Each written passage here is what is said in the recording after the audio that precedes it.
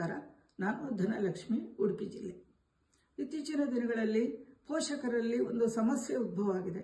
ತಮ್ಮ ಮಕ್ಕಳು ಟಿವಿ ಅಥವಾ ಮೊಬೈಲಿಗೆ ಅಡಿಕ್ಟ್ ಆಗಿದ್ದಾರೆ ಅಂತ ಎಷ್ಟೊತ್ತಿಗೂ ಕೂಡ ಆ ಸ್ಕ್ರೀನನ್ನು ನೋಡ್ತಾ ಇರ್ತಾರೆ.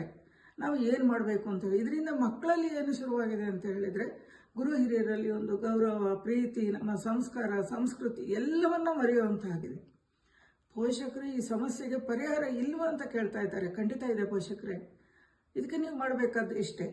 WHO ಪ್ರಕಾರ ಒಂದು ಮಗುವಿಗೆ 5 ರಿಂದ 10 ವರ್ಷದೊಳಗಿನ ಮಗುವಿಗೆ 2 ಗಂಟೆಗಳ ಕಾಲ ವೀಕ್ಷಣೆಗೆ ಅವಕಾಶವನ್ನು ಕೊಡುವಂಥದ್ದು ಅಥವಾ ಸಮಯವನ್ನು ಕೊಡುವಂಥದ್ದು.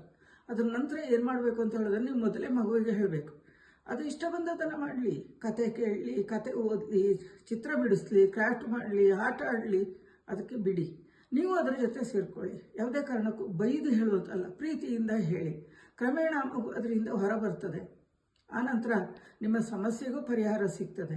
ಇದು ಕಷ್ಟ ಸಾಧ್ಯ ಅಂತ ನನಗೂ ಗೊತ್ತು, ಆದರೆ ಪ್ರಯತ್ನ ಪಡ್ಬೋದಲ್ವಾ. ನಮಸ್ಕಾರ.